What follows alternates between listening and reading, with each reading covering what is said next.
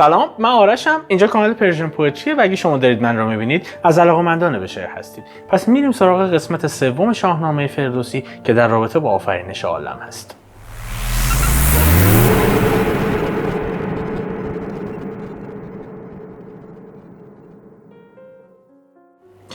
خب همونطور که عرض کردم خدمتتون، امروز قرار گفتار اندر آفرینش عالم از زبان فردوسی رو بخونیم، یعنی دیدگاه فردوسی به نحوه آفرینش عالم.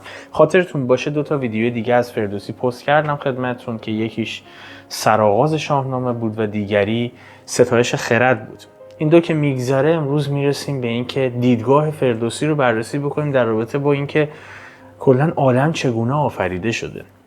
و اگر یه مقدار دقیق بشیم توی دیدگاه فردوسی متوجه این میشیم که دیدگاهش از مدل آفرینش عالم وامدار اوستا و بطلمیوس هست، یعنی یک بخشیش اوستایی هست و یک بخشیش هم پیرو نظریه کلودیوس پتولمیوس یا همون بطلمیوسی که ما میگیم هست که زمین رو در مرکز گیتی فرض میکرد و کل کیهان رو در حال چرخش به دور زمین. خیلی پست طولانی هست، برای همین من اصلا نمیخوام وقت رو تلف بکنم، مستقیم میرم اول براتون میخونم و بعد بریم سراغ تفسیرش. فردوسی میگه از آغاز باید که دانی درست، سر مایه گوهران از نخست. که یزدان ز ناچیز چیز آفرید، بدان تا توانایی آرد پدید.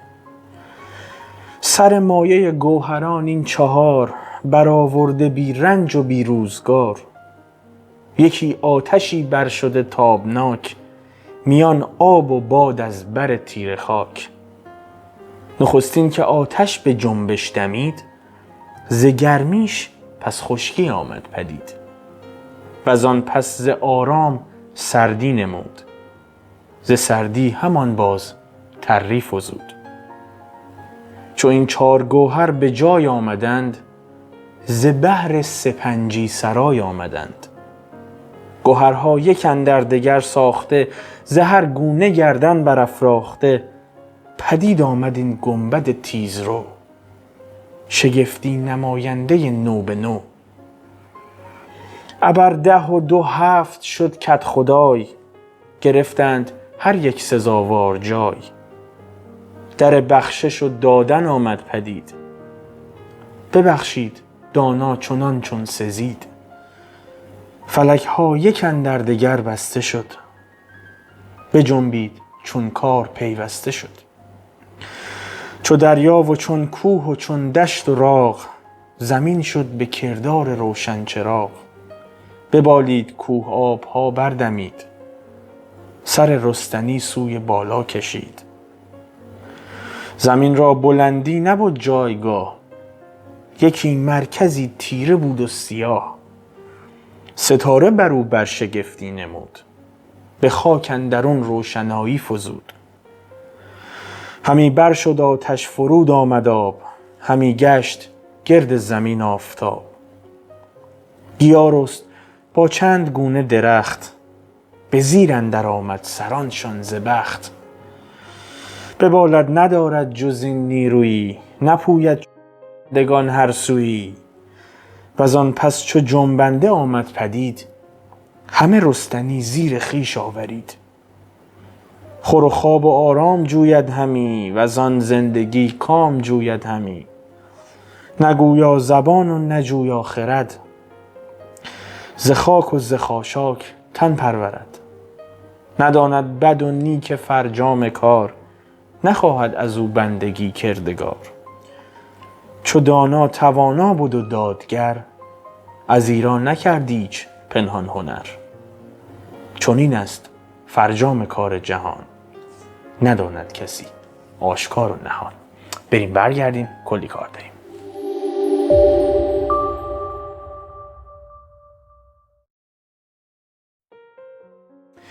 خب من همین ابتدا عرض بکنم خدمتتون نسخه از شاهنامه که براتون مطالعه میکنم نسخه مسکو نیست، به خاطر اینکه نسخه مسکو نسخه کاملی نیست، ناقص هست و یک سری ابیات درش نیست و شما معمولا اگر مثلا به عنوان مثال در وبسایت گنجور هم سرچ بفرمایید شاهنامه رو، احتمالاً با نسخه مسکو مواجه میشید. ولی نسخه که من براتون مطالعه میکنم نسخه تصحیح شده جدیدی است که حاوی دستنویس موزه بریتانیا، موزه فلورانس و دستنویس سن جوزف هست که به تازگی توی بیروت پیدا شده.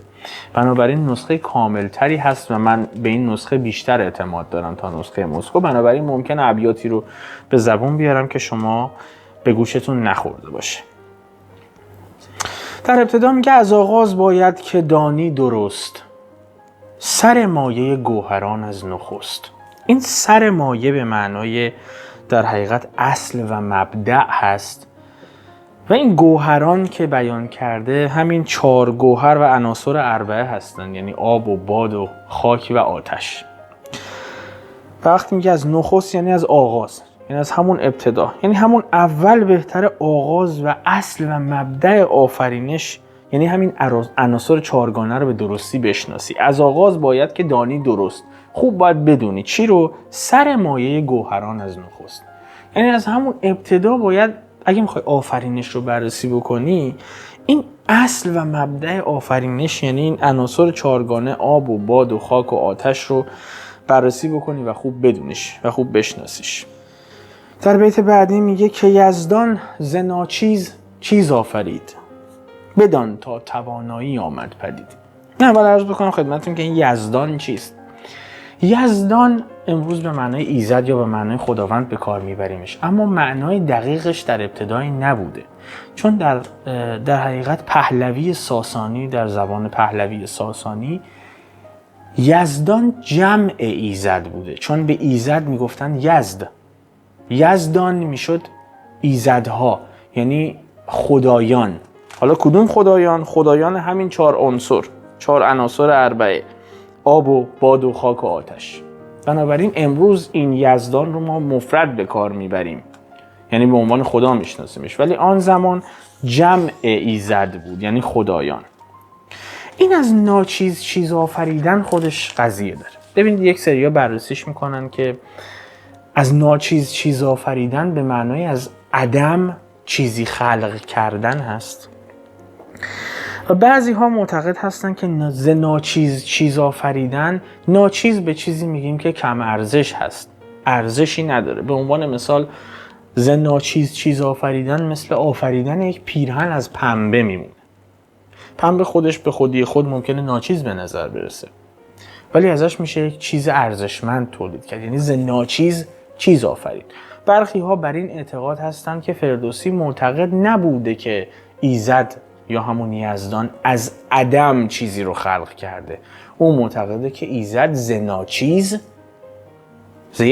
یعنی از یک جمعی از ماده های ناچیز و کم ارزش، چیز با ارزشی که همین جهان هستی هست رو تولید کرده. خلق نه، تولید کرده.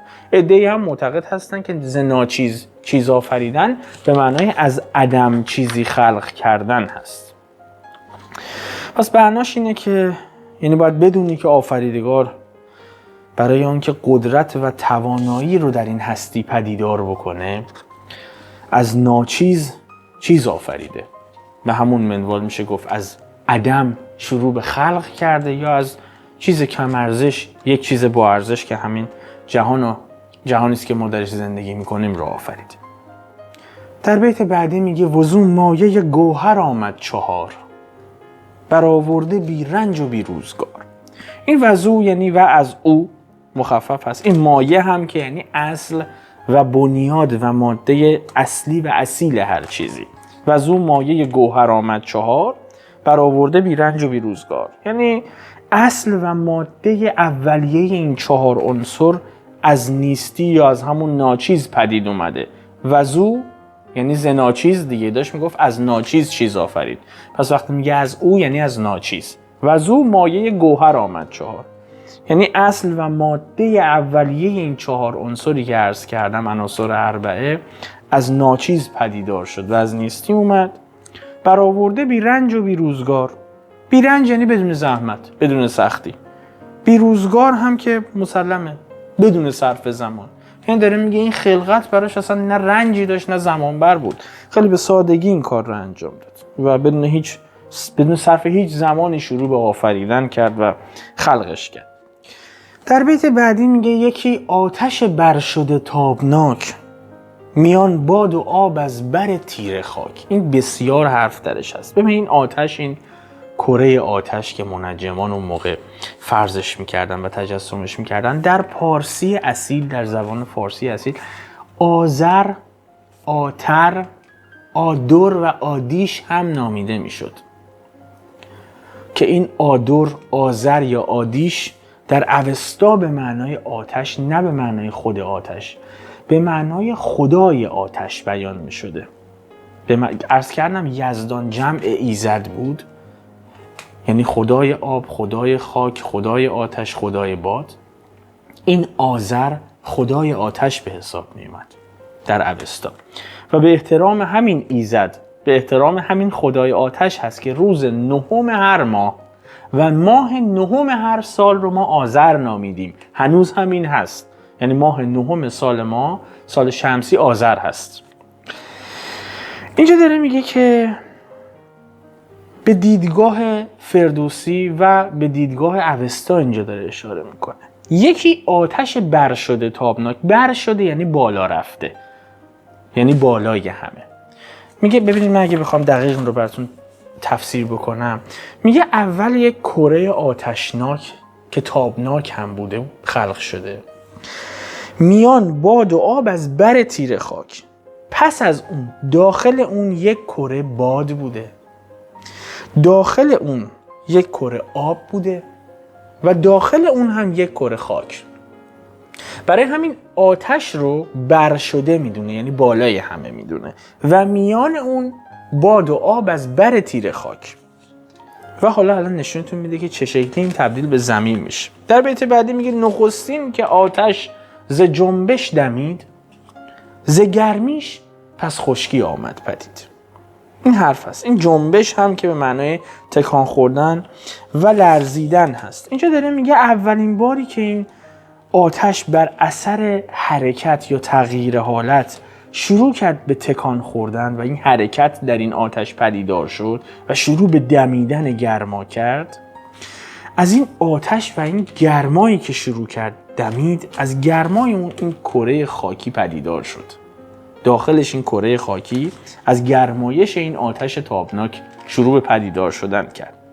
پس آب از کجا اومده؟ در بیت بعدی و از آن پس ز آرام سردی نمود، ز سردی همان باز تری فزود. میگه بعد از اون ز آرام. این آرام معنی آرامش نیست، معنی سکون هست. یعنی اینجا داره میگه بعد از اینکه این آتش برشده تابناک شروع به دمیدن در حقیقت گرما کرد به زمین و این خاک رو پدیدار کرد، پس از اون این آتش آرام گرفت و ساکن شد. و ز آرام یعنی پس از آن سکون، از فرو نشستن آتش، سردی نمود، سردی پدیدار شد. و پس از اینکه سردی پدیدار شد، پس از پدیدار شدن سردی نیز آب به وجود اومد. در بیت بعدی میگه چون این چار گوهر به جای آمدند، ز بحر سپنجی سرای آمدند. چوکه یعنی چون، هنگامی که این چار گوهر به جای آمدن. به جای آمدن یعنی در جای خود قرار گرفتن و به جای خود پدیدار شدن. چون این چار گوهر به جای آمدن یعنی هنگامی که این چار عنصر هر کدومشون در جای خودشون قرار گرفتن، این آب و باد و آتش و خاک، ز بحر سپنجی سرای آمدند. این سپنجی سرای حرف توشه. سپنجی به خانه موقت و اجاره‌ای و یک شبه و موقت میگن که این مجاز از همین دنیایی است که ما درش زندگی میکنیم. این نشون میده که فردوسی هم معتقد بوده که انتهای آفرینش و انتهای زندگی ما مخلوقان خدا اینجا نیست، چون اینجا رو سپنجی سرایی میدونه، یعنی یک خونه موقتی میدونه. و این سپنجی یک کلمه بسیار قدیمیه، در پهلوی ساسانی از پنج بهش گفته میشد. بنابراین میگه هنگامی که این چهار عنصر در جای خودشون قرار گرفتن، برای آفرینش این دنیایی که موقتی هست برای ما برانگیخته شدن. این جهانی رو برای ما شکل دادن که برای زندگی موقت ما هست. و در بیت بعدی میگه گوهرها یک اندر دگر ساختند، دگرگونه گردن برافراختند. این یک اندر دگر یعنی داخل هم، در درون هم شروع کردن به مخلوط شدن. این 4 گوهر در داخل هم شروع کردن به مخلوط شدن، یک اندر دگر ساختن. ساختن همین که اینجا به معنای ترکیب شدن و به هم پیوستن هست. دگرگونه گردن برافراختند. معنی کلیش اینه که هر یک از این عناصر با همدیگه در هم آمیختند. این 4 تا عنصر شروع کردن با هم در آمیختن و از این درآمیخته شدن شروع به تغییر حالت دادن کردن. گوهرها یک اندر دگر ساختن، دگرگونه گردن برافراختند. و وقتی تغییر حالت دادن، پس از تغییر حالت دیگه حالا موجودات دیگری شروع کردن سر به هستی بلند کردن و پا به هستی گذاشتن. در بیت بعدی میگه پدید آمد این گنبد تیزرو، شگفتی نماینده نو به نو. این اول من راجع به این گنبد یه توضیح خدمت شما عرض بکنم. هنوز هم که هنوزه در معماری اسلامی زیاد میبینیمش، در بالای مساجد یا در بالای بعضی از مقبره ها میبینیدش. معنای اصیل این گنبد یک گونه ای از بنای دایره شکل هست، یعنی سقف گرد ولی نه خود کل دایره، فقط نیمه بالایش. اگه دقت بکنید درس کردم در مساجد بسیار میبینیدش، تو معماری اسلامی پر هست. توی در فراز یک بنا می ساختنش. اما در گفتار ما استعاره از آسمان هست. حتی میگیم بهش گنبد کبود. برای ما استعاره از آسمان هست، چون اگر کره زمین رو هم فرض بکنیم، ما وقتی الان داریم میبینیم آسمان رو صاف هست، ولی خب کره زمین گرد هست دیگه، شکل همین گنبد هست آسمان بالای سر ما. تیزرو هم که به معنای پرشتاب رونده و تند گردنده هست. اینجا میگه پدید آمد این گنبد تیزرو، این سپهری که تند سیر هست و خیلی پرسرعت حرکت میکنه شروع کرد به پدید اومدن و شکل گرفتن، که این سپهری که برای ما شکل گرفته شگفتی نماینده نو به نو هست. نو به نو یعنی پی در پی و متوالی. این آسمون و این گنبد که شروع به شکل گرفتن کرد برامون نمایشگر شگفتی های پی در پی بود. یواش یواش که در این آسمان ما خیره شدیم، همینجوری شگفتی های پی در پی رو دیدیم. حالا این شگفتی ها چی بودن؟ در بیت بعدی. در او 12 برج آمد پدید، ببخشید داننده چونان سزید. این در او اشاره به بیت قبل میکنه. توی بیت قبل داشت میگفت سپهر، این آسمان وقتی پدیدار شد و نو به نو، یعنی لحظه به لحظه، لحظه‌ای پس از دیگری به ما شگفتی های جدید نشون داد. این شگفتی ها چی هستن؟ در او یعنی در آسمان 12 برج آمد پدید. 12 به اضافه هم 10 به اضافه 2 میشه 12.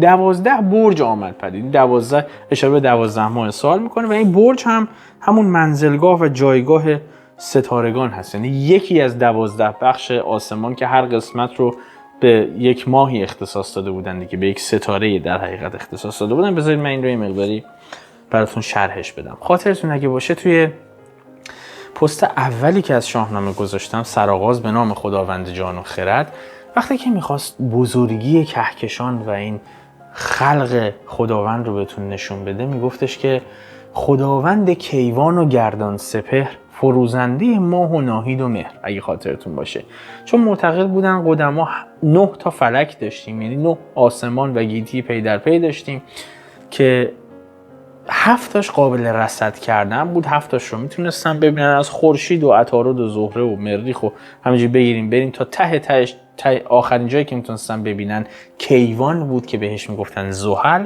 و پس از اون یک صورت فلکی بود آسمان بعدی، و آسمان بعدیش هم فلک الافلاک بود که میشد کل این آسمانی که پوشیده همه این 8 فلک دیگر رو، این 8 آسمان دیگر رو.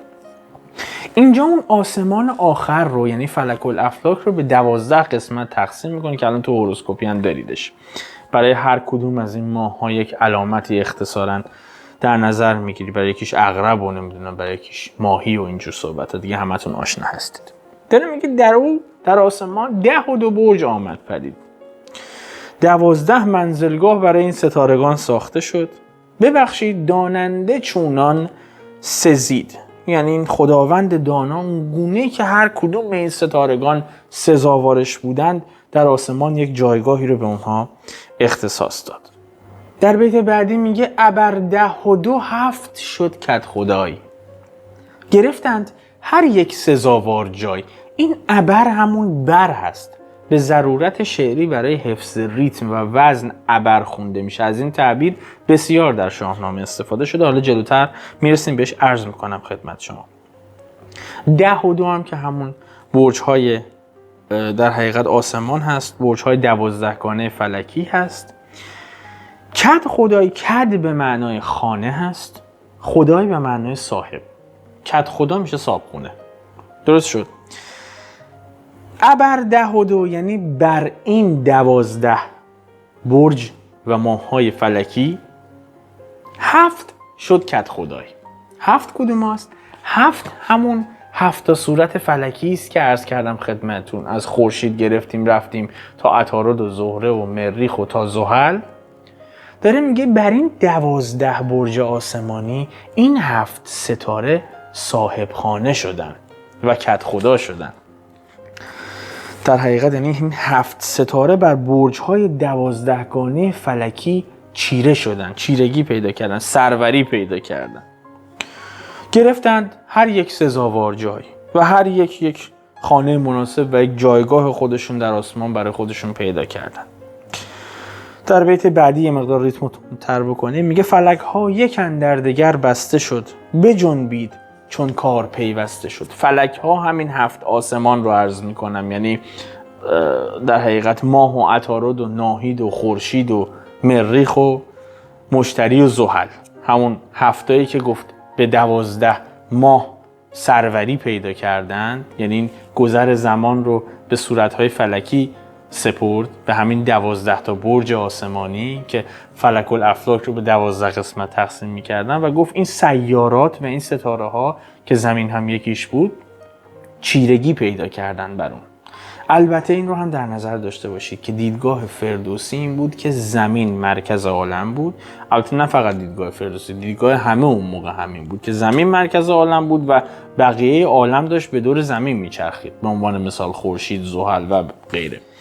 در بیت بعدی که داره میگه فلک ها یک اندر دگر بسته شد، بجنبید چون کار پیوسته شد، این فلک ها به همون آسمان ها و سپرها و اون سیارات گردان اشاره میکنه. یک اندر دگر بسته شد، یعنی هنگامی که این 7 طبقه آسمان در درون همدیگه قرار گرفتن، یک اندر دگر بسته شدن، یعنی کار آفرینش اونها به اتمام رسید. خدا هر کدوم رو سر جای خودش قرار داد. پس از اون نظم و سامان که پذیرفتن شروع به حرکت کردن. توی مصرع دومش داشت میگفت دیگه، میگفت فلک ها یک اندر دگر بسته شد، بجنبید چون کار پیوسته شد. چون کار پیوسته شد یعنی وقتی که دیگه نظم و سامان قرار گرفتن شروع به جنبش و چرخش کردن. در بیت بعدی میگه چو دریا و چون کوه و چون دشت و راغ، زمین شد به کردار روشن چراغ. راغ به معنای سبززار هست، چمنزار، و روشن چراغ هم اینجا چراغ روشن استعاره از خورشید هست. داره میگه هنگامی که این دریا و کوه و دشت و دمن و سبززار آفریده شد، چو دریا و چون کوه و چون دشت و راغ، زمین شد به کردار روشن چراغ. زمین هم مثل خورشید روشن و پرفروغ گشت. یعنی عملاً وقتی که این جنبش شروع کرد به فعالیت، تمام سیارات شروع به جنبیدن کردن و خلقت روی زمین شکل گرفت، دریا و کوه و دشت و دمن و اینها شروع کردن به خلق شدن و آفریده شدن، زمین هم عین خورشید روشن شد. منظورش اینه که دیگه شروع کرد به جنبش، چراغ زمین روشن شد. در بیت بعدی میگه ببالید کوه آبها بردمید، سر رستنی سوی بالا کشید. ببالید کوه که یعنی کوه ها از زمین بر اومدن و رشد کردن. بالیدن یعنی رشد کردن.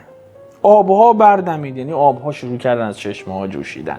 ببالید کوه آبها بردمید، سر رستنی سوی بالا کشید. یعنی این گیاهان یواش یواش شروع کردن به رویش، چون دیگه آب هم پدیدار شده بود. زمین را بلندی نبود جایگاه، یکی مرکزی تیره بود و سیاه. این نبود که مخفف نبود هست، جایگاه هم که موضع و مکان هست.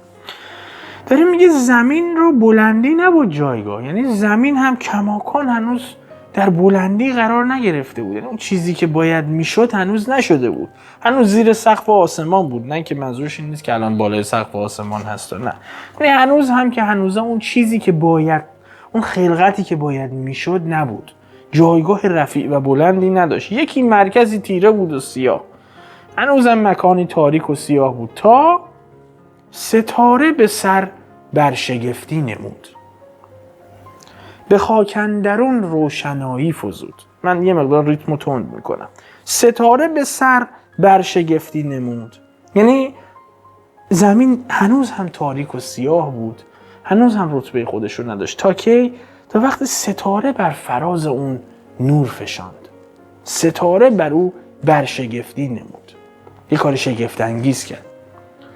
ستاره، این خورشید به او تابید و شروع کرد این ستاره بزرگ او رو روشن کردن و بهش روشنایی بخشیدن و این خاک تیره رو به خاک اندرون روشنایی فزود.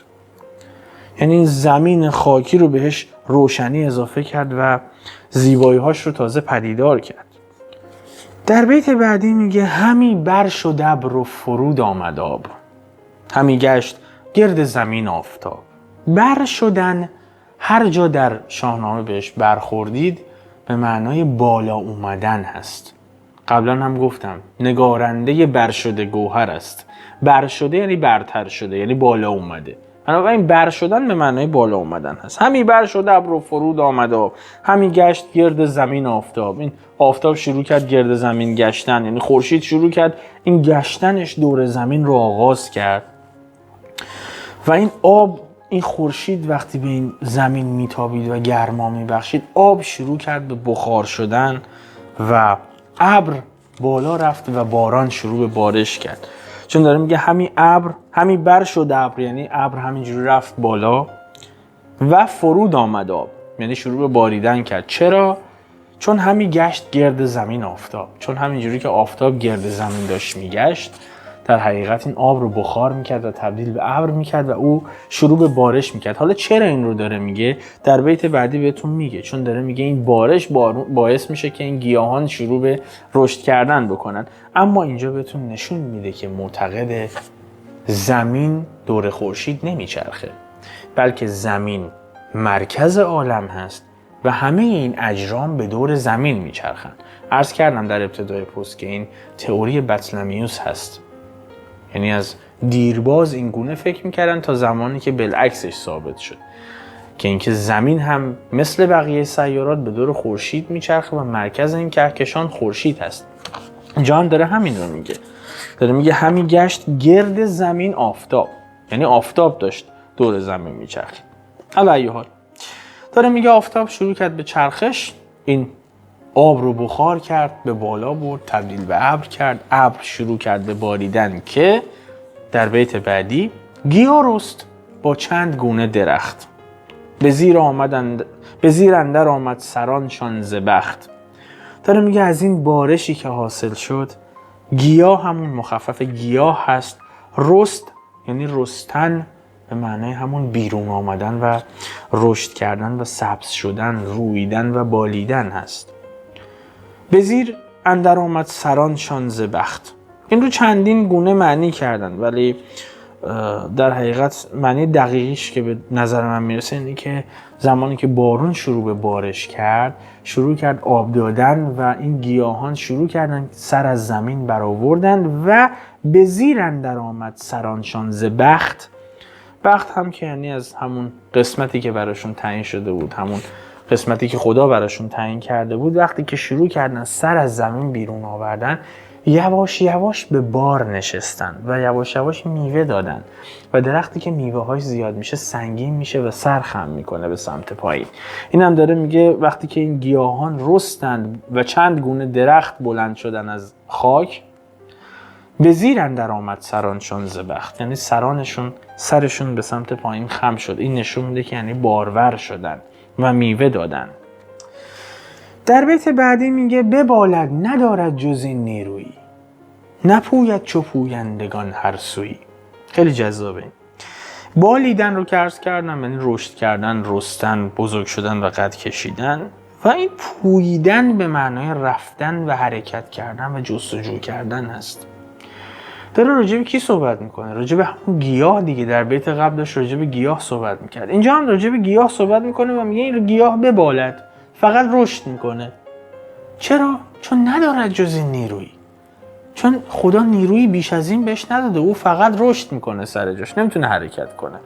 نپوید چو پویندگان هر سویی، یعنی مثل بقیه موجودات، مثل جانوران و آدمیزاد نمیتونه تحرک بکنه جایی بره و شروع به پویش و پوییدن بکنه.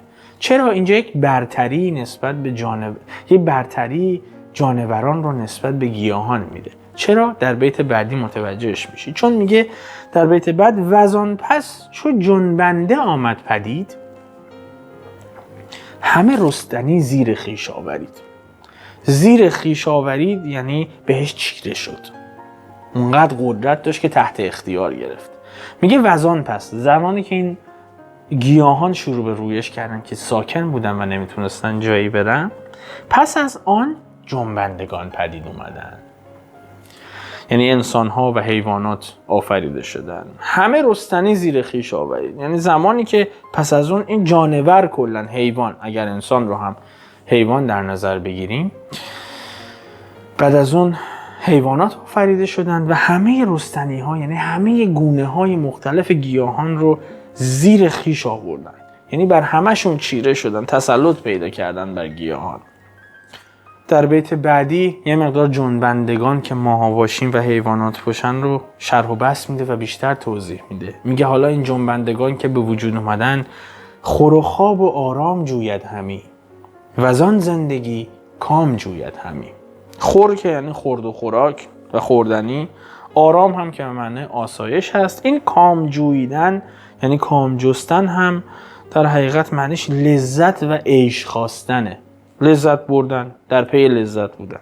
میگه حالا این حیوانات که به وجود اومدن پی خور و خواب و آرامش بودن، همواره خوراک و خواب و آرامش، یعنی جای برای خواب و آسایش و راحتی در جستجوی این بودن و برای زیستن و دنبال کام جستن و لذت بردن از زندگی بودن. یعنی دنبال، ببینید این کام جستن هم حرف توش هست، لذت‌های غریزی و جسمانی رو داره میگه، یعنی فقط در پی ارضا کردن غریزه بودن جانوران. در بیت بعدی براتون توضیح میده که دیدگاهش در ابتدا نسبت به این جنبنده هایی که به وجود اومدن، یعنی جانوران و ما، چیست. میگه نه گویا زبان و نه جویا خرد، ز هر خاشعی خویشتن پرورد. گویا زبان که به معنی سخن گفتن و ناطق هست، یعنی صحبت نمیتونستن بکنن. جویا خرد هم، جویا یعنی کسی که جوینده است، دنبالشه. جویا خرد یعنی کسی که دنبال خردمندی و اندیشمندی است. خاشه هم که یعنی خس و خاشاک. در بیت قبلی عرض کردم خدمتتون که داشت میگفت انسان دنبال، فقط حیوانات و انسان‌ها و آدمیان، همون آدم‌های اولیه، انسان‌های اولیه، فقط دنبال امیال جسمانی و در حقیقت غریزیشون بودن و میخواستن خورد و خوراک داشته باشن، جایی برای خوابیدن داشته باشن و از اون ور دنبال کام جستن و کامجویی و لذت‌های غریزی از زندگی بودن. چرا این رو میگه؟ چون داره میگه که نه گویا زبان بودن نه جویا خرد، یعنی نه سخن میگفتن نه فکر میکردن. زهر خاشه‌ای خویشتن پرورد، یعنی فقط با این گیاهان و خس و خاشاک تن خودشون رو پروار میکردن، یعنی فقط میخوردن و به امیال نفسانیشون تکیه میکردن. در بیت بعدی میگه نداند بد و نیک فرجام کار، نخواهد از او بندگی کردگار. این بندگی در حقیقت معناش پرستش و عبادت هست. کردگار هم که صفت خالق و آفریننده هست. نداند بد و نیک فرجام کار، یعنی این جنبندگان، حیوانات و انسانها از بد و خوب سرانجام زندگیشون آگاهی نداشتن. چرا؟ چون در بیت قبل داشت که جویا خرد نبودن، خردمند و اندیشمند نبودن. پس وقتی خرد نداره، وقتی خردمند نیست، پس نمیتونه نیک و فرجام کارش رو هم تخمین بزنه، نمیدونه سرانجام زندگیش چی میشه، خوب میشه بد میشه، آگاهی ندارد. پس به خاطر اینکه آگاهی نداشتند و خردمند نبودند، نخواهد از او بندگی کردگار. یعنی به خاطر همین دلیل آفریدگار و خالق هم پرستش رو از جونور واخواهی و درخواست نمیکنه. در بیت بعدی میگه چو دانا توانا بود و دادگر، ازیرا نکردی هیچ پنهان هنر. دانا که اینجا خداوند رو داره میگه، دادگر به معنای عدل، داد به معنای عدل هست، عدالت. دادگر به معنای کسی است که دادرس هست و عادل هست، که باز هم داره به صفت خداوند اشاره میکنه. ازیرا یعنی به همین دلیل، از همین رو، نکرد هیچ همان هیچ هست، پنهان هم که خب مشخص است. میگه خداوند دانا به خاطر اینکه توانا و عالم و قادر مطلق هست، چون دانا توانا بود و دادگر، چون خداوند هم توانایی داشت و هم عادل بود، ازیرا نکردی هیچ پنهان هنر. به همین خاطر این دانش و کفایت و قدرت آفرینندگیش رو از بندگانش و از موجوداتی که خلق کرد پنهان نکرد. منظورش اینه که اگر این موجودات انسان‌ها مخصوصاً که قوه تعقل دارن، شروع به فکر بکنن و بصیرت داشته باشن، درست به این خلقت نگاه بکنن، متوجه نشانه‌های هنرمندی و توانایی خدا در خلقت زمین و آسمان و کل این کهکشان و کل این خلقت خواهند شد. خداوند اینا رو پنهان نکرده. اگر ما نمی‌بینیم معنیش اینه که ما درست نگاه نمی‌کنیم، ولی خداوند این هنرش رو برای ما پنهان نکرده. و در بیت انتهایی چنین است فرجام کار جهان، نداند کسی آشکار و نهان. فرجام یعنی انتها، فرجام کار جهان یعنی پایان آفرینش گیتی. داره میگه چنین است فرجام کار جهان، یعنی پایان آفرینش گیتی و این جهان و هر آنچه که خداوند خلق کرده این گونه بود. نداند کسی آشکار و نهان، که کسی آشکار و نهان رازهای آفرینش چیستی و چراییش رو هنوز هم که هنوزه به طور قطع متوجه نشده، کامل نفهمیده چی به چی. این نشون میده که در بیت قبلی وقتی داشت میگفت خداوند این هنر خلقتش رو از ما پنهان نکرده و ما خوب نگاه نمی کنیم که بهش پی ببریم، اینجا هم داره میگه کسی آخر سر از آشکار و نهان این جهان خبردار هنوز به طور قطع نشده. یعنی هنوز هم که هنوز آنطوری که باید و شاید به خداوند و خلقتش در باب آفرینش این عالم خوب دقت نکردیم. هنوز کسی به طور قطع متوجهش نشده، که واقعیت هم همین هست. علم تا یه جای پیشرفت کرده، یه سری دریافت‌های دقیقی هم از آفرینش خداوند و اینکه اصلا کلا چگونه این جهان به وجود اومده، آیا ماده‌ای بوده نبوده، از عدم خلق شده یا ماده‌ای بوده و خلق شده و 1001 مبحث علمی دیگه، انسان به نقاطی رسیده اما هنوز به طور قطع نمیتونه راجبش اظهار نظر بکنه و خب این شگفتی است که 1100 سال پیش فردوسی هم بهش اشاره کرد. خب همونطور که عرض کردم خدمتتون، اگه دقت کرده باشید دقیق بهش میبینید که دیدگاه فردوسی به آفرینش عالم با دیدگاه مذهبی کاملا متفاوت است.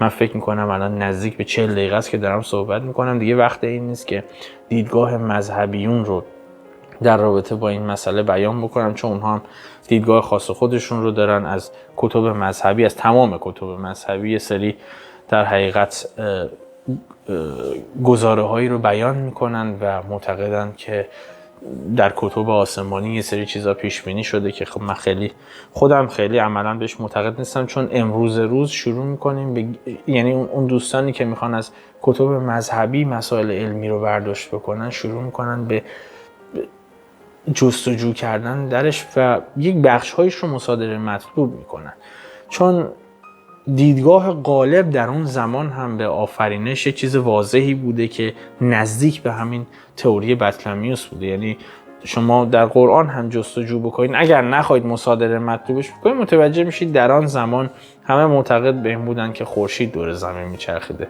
نه زمین به دور خورشید. بنابراین دیدگاه غالب این بوده، یعنی یک بخشی اوستایی و یک بخشی هم بطلمیوسی بوده که اینجا فردوسی به وضوح بهش اشاره میکنه و نشون میده جهانبینی فردوسی و اطرافیان او رو، چون به عنوان مثال دیگه فردوسی یک حکیم بوده در زمان خودش. وقتی که شروع به سرایش و به نظم در آوردن این گفتار میکنه، نشون دهنده اینه که در دوران خودش به میزان کافی علم داشته و تحقیق کرده و این دیدگاهی که داره منتقل میکنه دیدگاه عموم جامعه در زمان خودش بوده.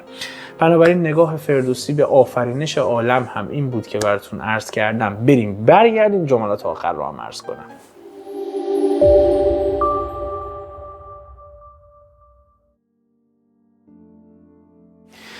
خب ممنون از اینکه این پست طولانی رو هم همراه من بودید. من لذت میبرم وقتی شاهنامه میخونم. به ضرس قاطع بیش از هر کتاب دیگه شاهنامه من لذت میده، به خاطر اینکه یک میراث دقیق از فرهنگ پارسی است. بنابراین به ما واجبه که تا انتها بخونیمش. من سعی و تلاشم بر اینه که یواش یواش سرعت پست‌های مربوط به شاهنامه و مثنوی رو یه مقداری بیشتر بکنم که سریعتر تمامش کنم، چون اگه بخوام به انتهاش برسم قبل از اینکه بمیرم باید یه مقدار سرعت کار رو بیشتر بکنم.